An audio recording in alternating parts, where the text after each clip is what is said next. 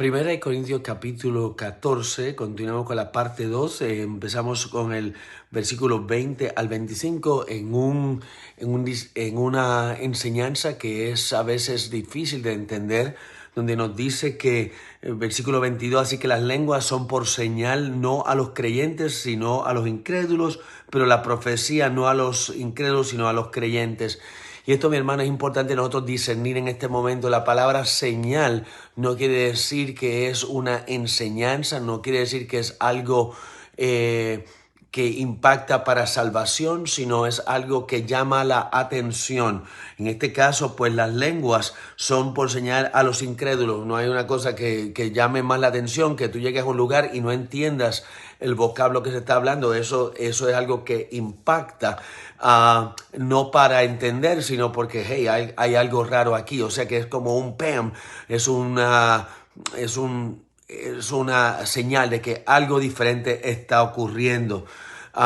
Y eso, o sea, es una señal que impacta al principio, pero no edifica, como vamos a ver en un momento. Por otro lado, la profecía, bam, es algo que también es una señal para el creyente. ¿Por qué? Porque el creyente lee la palabra, estudia la palabra, y si es una profecía va a ser en línea con lo que está escrito en la palabra, porque va a poder discernir el lenguaje de Dios a través de la profecía que se está hablando, porque la profecía, si es de Dios, tiene que ir en línea con las Sagradas Escrituras. O sea que vemos que es una señal también para el creyente, no para el incrédulo, porque el incrédulo no conoce la palabra de Dios y no puede discernir el vocablo espiritual que se está hablando.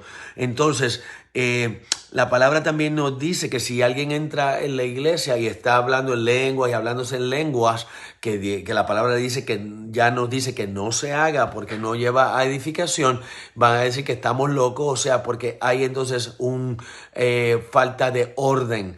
Entonces es importante nosotros entender esto, lo que vamos a entrar voy a tener que hacer una parte 3 de este capítulo porque es algo sumamente importante.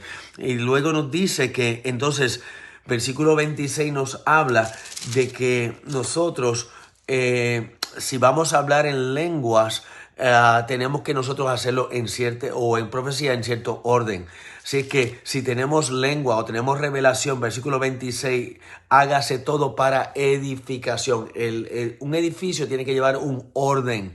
Entonces, pues para eso es importante nosotros entender el orden de Dios descrito en el libro de Primera de Corintios. La palabra dice, si usted habla en lenguas y no hay intérprete, hágalo para usted mismo. La palabra nos dice que calle en la iglesia. Quiere decir eso, que lo hagas en secreto. No es que no lo hagas, sino que lo hagas en secreto, para que de esa manera no interrumpas a los otros. Y hable a sí mismo para Dios. O sea, no es calle en la iglesia, pero hable para sí mismo y para Dios. Así como lo hacía Ana cuando estaba delante de Eli. Ella estaba básicamente hablando, orando, posiblemente hasta en lenguas en aquel entonces. Ella estaba orando, pero ella movía los labios, pero Eli no la escuchaba.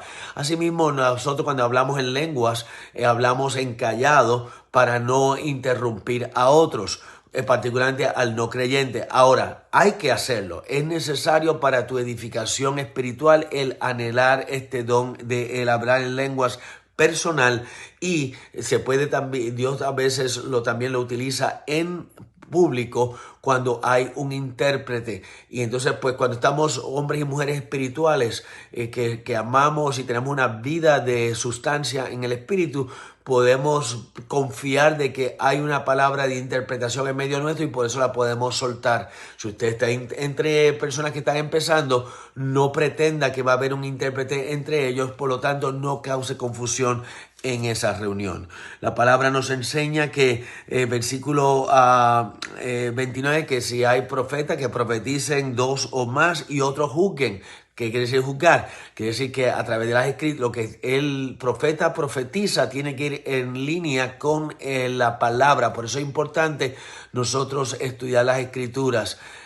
y nosotros somos los que juzgamos. No es que vamos nosotros a estar con una lupa mirando, sino que lo recibimos y el Espíritu de Dios en nosotros, eso nos rechina el oído cuando no es el Espíritu o es algo que trae alivio, paz y edificación a nuestro corazón.